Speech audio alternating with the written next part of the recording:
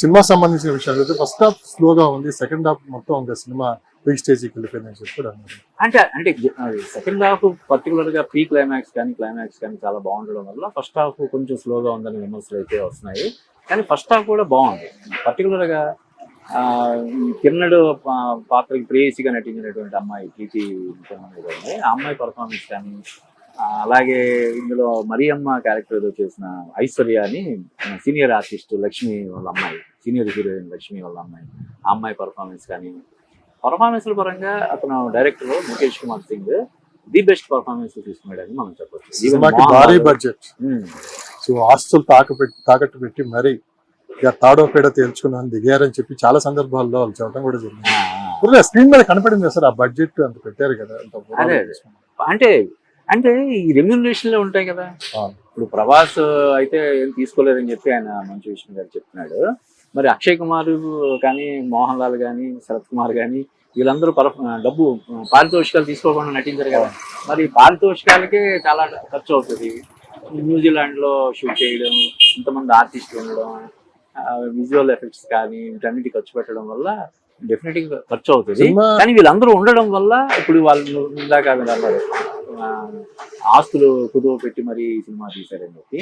ఇప్పుడు నిజంగా వాళ్ళు ఈ సినిమా కోసం ఏదైనా అలా చేసి ఉంటే అవన్నీ వచ్చేస్తాయి, వెనక్కి వచ్చేస్తాయి. సినిమాకి అంత ఖర్చు పెట్టారు కదా, సినిమా చూసిన తర్వాత తీసుకున్న డేరింగ్ స్టెప్ ఎంతవరకు కరెక్ట్ అని అది అంటే ఇంతమంది ఆర్టిస్టులు ఉండడం వల్ల ఒక 50% ముందే విడుదలకు ముందే అది సేఫ్ జోన్ లోకి వెళ్ళిందని చెప్పొచ్చు. అంటే ఓటీటీ పరంగా కానీ, శాటిలైట్ పరంగా కానీ, ఇలాగా ఆడియో పరంగా కానీ సేఫ్ జోన్ లోకి వెళ్ళింది. మిగతాది ఇప్పుడు థియేటర్ కల్లా కూడా మంచి రెస్పాన్స్ ఉంది కాబట్టి ఈ వేరియస్ ఫ్యాక్టర్స్. తర్వాత ఇది డివోషనల్ సబ్జెక్ట్ కాబట్టి ఇది ఏదో ఒక ఏరియాకి మాత్రమే పరిమితం కాదు కదా, మొత్తం ఆల్ ఇండియాలో అందరూ చూస్తారు.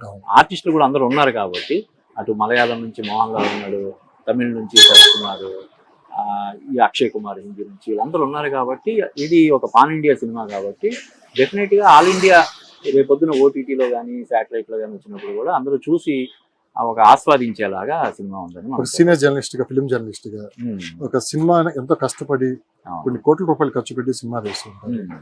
దాన్ని చిన్న చూపుగా కిల్లింగ్ చేయడానికి ఉచిత సలహాలతో చాలా మంది చాలా ట్రోల్ చేస్తుంటారు. అలాంటి వాళ్ళు మీరు ఇచ్చేసారు. అంటే అన్ని సినిమాలు అందరికీ నచ్చాలని లేదు కదా. ఇది భావ ప్రకటన స్వేచ్ఛకి సంబంధించినటువంటి అంశం. కొంతమందికి కొన్ని సినిమాలు నచ్చుతాయి, కొంతమందికి నచ్చవు. అయితే అది వ్యక్తం చేయడంలో మరి హార్ష్గా కాకుండా, అంటే ఒక సద్విమర్శ అనేది ఎప్పుడు మనం స్వాగతించాలి.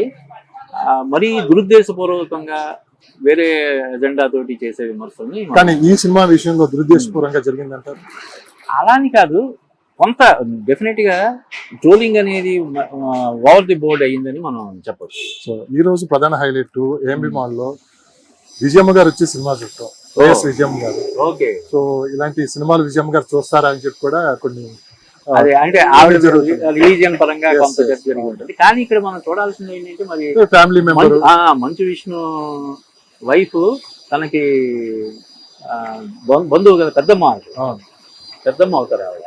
కాబట్టి ఆ బంధుత్వం దృష్ట్యా కూడా ఆమె వచ్చి చూసుండొచ్చు. ప్లస్ ఇంకొకటి ఏంటంటే ఒక సినిమాని మనం ఆస్వాదించడానికి రిలీజియన్ సంబంధం ఉండదు కదా. బయట ఇది కూడా కరుణామయుడు సినిమాని కేవలం క్రిస్టియన్స్ మాత్రమే చూస్తే ఆ రోజుల్లో అంత పెద్ద విజయం సాధించదు కదా. అందరూ చూస్తేనే అవుతుంది కదా. కాబట్టి అంటే మైనారిటీ అనేటువంటి క్రిస్టియన్స్ మాత్రమే చూస్తే ఆ సినిమా అంత పెద్ద సక్సెస్ అవ్వదు కదా. అందరూ చూస్తారు.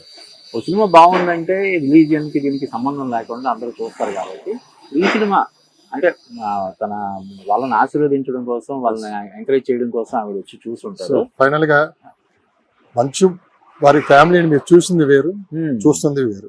ఈ సినిమా తర్వాత అసలు ఎలాంటి మార్పులు రావు అంటే కొన్ని పాజిటివ్, ఈ సినిమా పాజిటివ్ ఇది ఉంది కాబట్టి వాళ్ళలో కూడా, అంటే పాజిటివ్ అంటే ఈ ప్రతి ఫ్యామిలీలో ఉండే చిన్న చిన్న గొడవలే వాళ్ళ దాంట్లో కూడా ఉన్నాయి. అవి కూడా ఇప్పుడు మనోజ్ చేసినటువంటి ట్వీట్లు కానీ, ఈ రోజు స్వయంగా తను కూడా థియేటర్కి వచ్చి సినిమా చూడడం ఇవన్నీ చూస్తే అవి కూడా ఇంకా సమస్యపోయేమని చెప్పి మనం సక్సెస్ అనేది అందరికీ ఒక బూస్టింగ్ అది. కాబట్టి ఈ సక్సెస్ తోటి మరిన్ని మంచి సినిమాలు తీయడానికి వాళ్ళు పూనుకుంటారు. ఓవరాల్ గా మీరు రేటింగ్ ఎంత ఇస్తారు? దీనికి హ్యాపీగా 3/5 ప్రేక్షకులకి. కేవలం మంచు విష్ణు అభిమానులే కాకుండా సినిమా అభిమానులందరూ కూడా చూసి ఆస్వాదించే ఒక మంచి సినిమాగా దీన్ని thank you sir, thank you so much.